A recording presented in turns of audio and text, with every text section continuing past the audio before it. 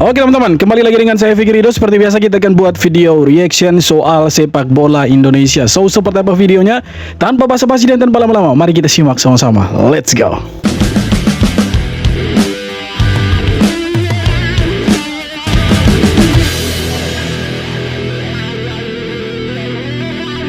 Kabar gembira buat timnas Indonesia. Piala AFF sebentar lagi dan skuad Garuda kedatangan amunisi baru, yaitu Mitchell Baker. Baker baru aja resmi ambil sumpah WNI di kantor wilayah Kemenkumham DKI Jakarta. Artinya Baker udah sah jadi pemain yang bisa langsung didaftarkan di Piala AFF untuk memperkuat skuad Garuda. Walaupun timnas Indonesia tidak diperkuat skuad utama, kekuatan skuad Garuda tetap kompetitif karena akan dibantu oleh beberapa pemain diaspora seperti Tom Haye, Ragnar, Justin Hubner, dan Mitchell Baker. Perjalanan skuad Garuda di fase grup dimulai pada 27 Juli lawan Kamboja, lanjut menghadapi Timor Leste pada 31 Juli, laga krusial lawan Vietnam pada 3 Agustus, dan ditutup melawan Singapura 7 Agustus 2026. Dengan kombinasi pemain diaspora dan amunisi baru ini, menurut kalian timnas Indonesia bisa juara AFF tahun ini nggak guys? Oke, jadi dari sekian banyak nama yang gadang-gadang akan dinaturalisasi, termasuk pemain-pemain yang bermain di era divisi, dua nama yang paling dekat untuk dinaturalisasi itu ada Luke Vickery dan juga Mitchell Baker. Tapi di sini menurut berita yang saya lihat di media, itu baru si Mitchell Baker yang di proses sumpah WNI, dan sepertinya si Mitchell Baker ini akan dibawa oleh John Herdman nanti di Piala AFF karena dia termasuk salah satu pemain yang namanya itu dipanggil, ya ada 50 pemain dan Mitchell Baker termasuk di dalamnya di daftar skuad, ya 50 pemain dan posisinya ada di posisi striker. Ya sejujurnya kita membutuhkan pemain yang berada di posisi striker teman-teman. Ya seperti yang sudah saya bilang berulang-ulang kali, ya kita hanya mengharapkan oleh Romeni yang kalau dilihat secara kualitas ya di atas rata-rata striker lokal kita saat ini. Dan munculnya nama Mitchell Baker ini akan menambah kekuatan baru di lini serang timnas Indonesia. Sebenarnya ya sebagai supporter saya berharap si Luke Vickery juga proses naturalisasinya itu cepat dan dia bisa gabung dengan timnas Indonesia nantinya di Piala AFF. Tapi rupanya tidak ada namanya Luke Vickery, yang ada itu hanya Mitchell Baker. Nah, kalau kita bicara soal pemain-pemain naturalisasi dan kemudian pemain-pemain keturunan yang belum dinaturalisasi, ini pemain-pemainnya sangat-sangat banyak dan tersebar di berbagai negara. Ya walaupun kiblat kita itu adalah era divisi atau Belanda, tetapi ada juga pemain-pemain keturunan kita yang bermain di Liga Inggris, bahkan di liga-liga top dunia lainnya teman-teman. Nah, untuk sementara yang proses naturalisasinya dalam tanda petik itu sudah rampung, ya baru Mitchell Baker dan kemudian mungkin ada Luke Vickery. Nah pertanyaannya, apakah ketika pemain-pemain seperti Luke Vickery kemudian Mitchell Baker ini gabung dengan timnas Indonesia di Piala AFF, apakah Indonesia akan jadi juara? Ya pertanyaan itu pertanyaan klasik. Apakah Indonesia akan jadi juara? Belum tentu juga. Tetapi kalau kita melihat dari nama-nama yang dipanggil, sebenarnya skuad timnas Indonesia untuk Piala AFF ini sangat-sangat mewah sekali. Dan ya tentunya kita berharap timnas Indonesia bisa jadi juara dong, karena kita sudah 6 kali masuk final tapi belum pernah juara. Ya kita doakan semoga di tahun ini kita masuk final dan kita bisa jadi juara. Apalagi ada amunisi baru seperti Mitchell Baker ini teman-teman. Dibenci supporter timnas Indonesia, 5 pemain Brasil ini batal dinaturalisasi PSSI. Bayangin aja, alih-alih serius membina pemain lokal atau mencari pemain diaspora di Eropa, tahun 2020 PSSI justru mendatangkan 5 pemain asing asal Brasil dengan alasan persiapan Piala Dunia U20. Tanpa pengumuman resmi, tiba-tiba mereka sudah terlihat mengenakan jersey latihan klub-klub besar Indonesia, membuat publik pun kaget. PSSI berdalih langkah ini adalah jalan tercepat agar Indonesia bisa bersaing dengan negara-negara kuat dunia. Namun bagi supporter, keputusan ini terasa seperti mengorbankan identitas timnas demi hasil instan. Iya betul. Penolakan pun datang dari berbagai arah.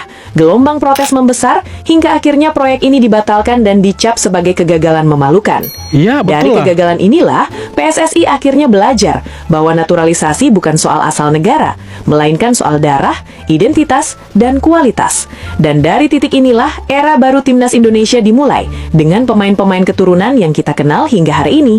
Oke, untung saja tidak jadi teman-teman ya. Untung saja tidak jadi dinaturalisasi pemain-pemain Brasil itu, karena kalau sampai waktu itu jadi dinaturalisasi maka kasusnya itu akan sama dengan Indonesia. Nah, beda ceritanya kalau pemain-pemain Brasil itu memang mereka punya darah Indonesia atau dengan regulasi yang lain. Mereka pernah tinggal di Indonesia kurang lebih 5 tahun. Karena itu salah satu syarat untuk satu pemain bisa dinaturalisasi oleh suatu negara. Ya kurang lebih dia tinggal 5 tahun atau dia punya keturunan darah garis Indonesia lah, garis keturunan Indonesia, oke lah. Tapi kan kalau kita lihat pemain-pemain Brasil itu sepertinya mereka ini tidak punya darah Indonesia. Nah, kalau waktu itu kita naturalisasi, maka kasusnya itu ya sama dengan Malaysia yang sekarang, yang mereka naturalisasi pemain-pemain abal-abal itu yang bukan orang Malaysia. Untung saja tidak jadi teman-teman. Nah, lain halnya kasusnya itu dengan Indonesia yang sekarang, pemain-pemain yang dinaturalisasi itu ya memang benar-benar punya darah Indonesia. Ya, salah satu dari orang tua mereka atau kakek nenek mereka itu orang Indonesia atau pernah lahir di Indonesia. Nah, secara aturan dan regulasi FIFA itu masih eligible dan bisa mereka main untuk Indonesia. Ya, kita bersyukurlah Indonesia tidak salah jalan waktu itu. Dan kalau sampai waktu itu kita salah jalan, maka ya kita mungkin ya tidak ada sampai dengan titik sampai dengan saat ini teman-teman. Mungkin kita juga tidak akan main di kualifikasi Piala Dunia, Piala Asia. Ya mungkin kita juga akan di-banned seperti Malaysia.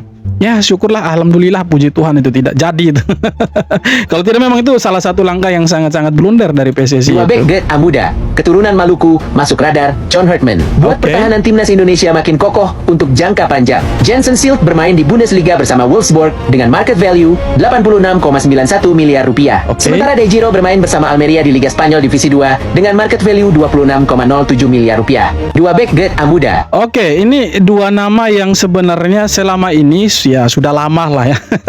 Ini disebut-sebut sama supporter timnas Indonesia ya. Ada Jensen Silt dan juga Daijiro Chirino. Kalau Jensen Silt ini dia main di Liga Jerman ya. Sebenarnya dia itu pemainnya Sunderland teman-teman, tapi dipinjamkan ke salah satu klub di Liga Jerman. Nah, mereka ini sebenarnya bisa main untuk timnas Indonesia, tapi belum ada kabar, belum ada berita resmi bahwa mereka akan dinaturalisasi. Tapi kalau kita merujuk dari aturan FIFA, mereka berdua bisa main untuk timnas Indonesia. Apalagi si Daijiro Chirino teman-teman.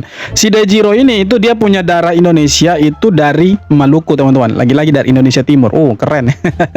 Sebagai orang Indonesia Timur ya tentunya kita bangga gitu ya, termasuk saya. Nah, dia bermain di Liga Spanyol, di kasta kedua Liga Spanyol. Dia bermain di klubnya Cristiano Ronaldo di UD Almeria. Ya, posisinya itu pemain belakang, center back, teman-teman. Usianya masih sangat muda, itu baru 24 tahun dan seharusnya ya dia bisa untuk dinaturalisasi, tapi kembali lagi pilihan untuk naturalisasi itu ada di tangannya PSSI dan juga tergantung kebutuhan dari John Hartman itu sendiri. Kalau misalkan John Hartman membutuhkan Daijiro kemudian Jensen Silt, ya tidak menutup kemungkinan 1 atau 2 tahun ke depan atau mungkin dalam waktu dekat beberapa bulan ke depan ini mereka bisa dinaturalisasi. Ya karena secara aturan FIFA sekali lagi mereka eligible, bisa bermain untuk timnas Indonesia. Tapi seperti yang saya bilang tadi, kembali lagi dari pelatihnya apakah membutuhkan atau tidak. Tapi pemain ini menurut saya kalau dia bermain di Liga Spanyol, walaupun ada di kasta kedua Liga Spanyol, ya harusnya bisa diandalkan dan bisa jadi opsi pelapisnya Jitses, Justin Hubner, Kevin Dix dan pemain-pemain yang lain. Ya, kalau kita bicara soal pemain keturunan yang posisinya posisi back itu banyak sekali. Belum lagi yang ada bermain di Liga Turki, ya kan. Jadi kita punya pemain sebenarnya tidak kurang untuk pemain belakang. Sangat-sangat banyak. Satu pemain keturunan Indonesia yang bermain di kasta kedua Liga Spanyol kini mencuri perhatian. Performanya yang sedang on fire dibuktikan dengan catatan statistik yang impresif, menyumbangkan 3 gol dalam 6 pertandingan terakhirnya di La Liga 2. Dia adalah Daijiro Chirino. Kita harap ini menjadi kabar gembira. Ya bisa segera here we go lah untuk timnas Indonesia dan dia bisa memperkuat timnas. Semua di kelompok umur juga bisa ini. Tapi udah 24 bro. Harusnya senior sih. Ya kalau kita punya pemain belakang ini sebenarnya untuk sekarang itu banyak. Tapi kalau kita naturalisasi pemain belakang lagi, maka ya akan menambah kekuatan baru dan persaingannya akan semakin ketat. Tapi untuk sementara di posisi saat ini kita sebenarnya membutuhkan pemain yang ada di posisi tengah atau penyerang. Ya untuk belakang mungkin belum terlalu urgent ya, belum terlalu dibutuhkan lah karena stoknya masih sangat-sangat banyak. Tapi untuk posisi gelandang sama penyerang itu sangat-sangat dibutuhkan. Dan semoga PSSI yang mendengar keluh kesahnya kita, yang mendatangkan pemain-pemain yang posisinya ada di posisi gelandang dan juga striker.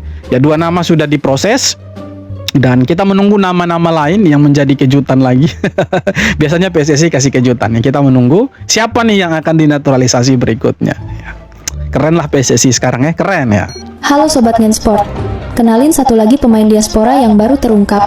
Oke. Ini adalah Daijiro Florencio Chirino, Oke. bek tengah 23 tahun yang saat ini bermain di Spanyol bersama Almeria B di kompetisi La Liga 2. Yang bikin menarik, Chirino punya darah Maluku dari garis keluarga ibunya, tepatnya dari Saparua dan Ihamahu, dan musim ini dia lagi gacor, tampil reguler, konsisten, bahkan mencetak 3 gol dari posisi bek tengah.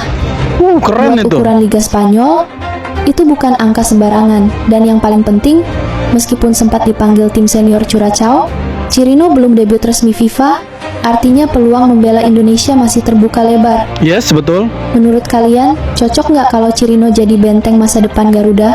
Tulis pendapat kalian di komentar. Seharusnya sangat-sangat cocok ya. Kenapa? Karena kalau tujuan kita adalah berada di top level di level Asia dan berada di Piala Dunia tahun 2030, maka pemain-pemain sekelas Daijiro, Jensen Seal, Pascal Struijk dan nama-nama besar lainnya, ya seharusnya mereka dipanggil pulang ke Indonesia dan diproses naturalisasi. Karena sekali lagi untuk berada di high level, untuk levelnya Asia bahkan ke Piala Dunia, kita tidak bisa membutuhkan menggunakan pemain-pemain yang ala kadarnya. Memang harus punya kualitas yang di atas rata-rata. Kenapa? Karena sekali lagi pemain-pemain sekarang yang bermain untuk timnas seperti Jay Itzes, Kevin Dix, Martin Pas dan yang lain-lain, ketika Piala Dunia 2030 nanti, itu usia mereka itu sudah menginjak 34 tahun bahkan lebih, ya. Jadi regenerasi sebenarnya sangat-sangat penting. Pemain-pemain seperti Daijiro, Jensen Seal, Pascal Struijk dan nama-nama lain lah, itu seharusnya mereka dipanggil pulang dan ya untuk regenerasi, persiapan lah untuk Piala Asia dan Piala Dunia nantinya kalau kita mau ada di sana. Karena kita tidak bisa menggunakan pemain-pemain yang ya udahlah karena ada koneksi ordal ya sudah kau main gitu kan, tidak bisa. Ya memang harus punya kualitas di atas rata-rata dan ya sekali lagi untuk ya mungkin untuk mengandalkan pemain-pemain yang ada sekarang, oke lah masih bisa. Tapi secara usia, kalau kita targetnya adalah Piala Dunia, mereka pastinya akan berkurang. Secara kualitas pastinya akan berkurang. Nah, itulah kita butuh pemain-pemain seperti Daijiro Chirino untuk mengisi posisi-posisi yang kemungkinan nanti akan ditinggalkan. Ya kita tidak tahu kan Jay Itzes kapan cedera, Messi Hilgers kemudian Justin Hapner, Rido dan lain-lain kapan cedera kan kita tidak tahu. Nah kalau kita punya pemain yang sama kualitasnya, ya yang tidak dipanggil atau yang dipanggil ada di bench, ada di starting line up itu sama, ya kita udah tidak takut lagi karena kualitas pemainnya sekali lagi itu sama. Jadi ya harapan kita sebagai supporter, semoga ke depannya pemain-pemain ini bisa dipanggil. Karena sekali lagi bro, mereka ini eligible dan bisa secara aturan FIFA main untuk Indonesia. Itu harapannya kita sih, mereka bisa main untuk timnas. Keren lah bro. Pujian John Hartman untuk Vietnam rupanya malah dipelintir habis-habisan oleh media lokal mereka. Oh, Di itu sela pasti pemusatan itu. latihan Memang timnas bukan Indonesia pelintir di Bali, mereka. Hartman secara terbuka mengakui bahwa Vietnam adalah tim unggulan dan Oke. favorit utama di grup A Yes. Piala AFF 2026. Penilaian ini bukan tanpa alasan. Persiapan anak asuh Kim Sang-sik jauh lebih matang, sudah berjalan sejak 22 Juni lalu. Ditambah lagi stabilitas skuad yang sudah lama dibangun bersama serta suntikan pemain naturalisasi yang cukup masif. Ngeri, bro. Namun alih-alih dianggap sebagai pengakuan jujur, media Vietnam, The Tao 247 justru memutarbalikkan fakta. Pernyataan itu ditafsirkan seolah skuad Garuda sudah menyerah sebelum bertanding. Tak berhenti di situ, media lokal lain seperti Soha bahkan memanfaatkan momen ini untuk menyindir kekuatan Indonesia yang katanya cuma bergantung pada pemain naturalisasi dan diaspora. Ironisnya, mereka lupa satu hal. Vietnam sendiri juga mulai gencar menaturalisasi pemain. Wah, gimana tanggapan kalian guys buat Memang media-media Vietnam ini selalu menjadi provokator dan mereka ya sekali lagi bro cari panggung dengan netizen Indonesia. Karena mereka tahu kalau zenggol Indonesia apalagi timnasnya, maka netizen-netizennya atau supporter-supporter dari timnas Indonesia ini akan memberikan engagement untuk mereka gitu kan. Jadi ada seperti exposure lah untuk mereka gitu. Nah, tapi terlepas dari itu semua, kalau mereka mengklaim bahwa Indonesia atau John Hartman sebagai pelatih itu menyerah sebelum bertanding, saya pikir tidak juga. Masa sih pelatih sekelas John Hartman mau nyerah dengan Vietnam? Toh dia pernah latih Kanada, bawa Kanada ke Piala Dunia. Iya kan? Lawan Oman menang, lawan Mozambik menang. Belum pernah kalah lah dia latih timnas Indonesia, baru sekali, sorry. Itu pun ya kalah dari penalti. Nah, sekelas Vietnam, masa sih Indonesia nyerah gitu kan? Mungkin itu bentuk ya respect lah Pak John Hartman dengan Vietnam, karena secara persiapan betul mereka bahkan TC-nya sampai Korea Selatan. Mereka lawan klub-klub lokal Korea Selatan, bro. Bayangkan itu. Saking seriusnya mereka menghadapi Piala AFF ini. Nah, Indonesia TC-nya tidak di luar negeri, TC-nya di Bali, ya kan. Jadi ya mungkin itulah alasan kenapa John Hartman ya bilang seperti itu, bahwa respect lah dengan mereka. Mereka juara bertahan juga, ya kan. Jadi ya wajarlah ada statement seperti itu. Tapi bukan berarti takut dengan mereka, tidak. Ngapain takut dengan mereka? Nah, kalau untuk pemain naturalisasi sebenarnya ya di sepak bola modern, naturalisasi itu bukan hal yang ya hal-hal yang negatif lah, ya kan? Karena semua negara sekarang itu pakai pemain naturalisasi, ya kan? Maroko pakai pemain naturalisasi, ya kan? Spanyol juga ada. Jadi negara-negara besar bukan hanya Indonesia pakai juga pemain naturalisasi, termasuk si Vietnam. Mereka lupa si Nguyen Xuan Son itu orang Brasil. Tidak ada darah Vietnamnya sama sekali. Ya kalau mereka mau buat statement seperti itu, media-medianya mereka ya kena kembali di mukanya mereka. Kalau Indonesia masih masuk akal naturalisasinya. Kita naturalisasi pemain-pemain yang punya darah Indonesia. Nah, mereka tidak punya darah Vietnam sama sekali. Dan bahkan ada beberapa nama, 3 atau 4 nama yang mereka naturalisasi, yang terbaru ya. Pemain-pemain asing, bule, yang tidak punya darah Vietnam dinaturalisasi. Jadi kembali lagi, kalau mereka bilang kita menggunakan pemain-pemain naturalisasi dan bergantung sepenuhnya kepada mereka, tidak juga.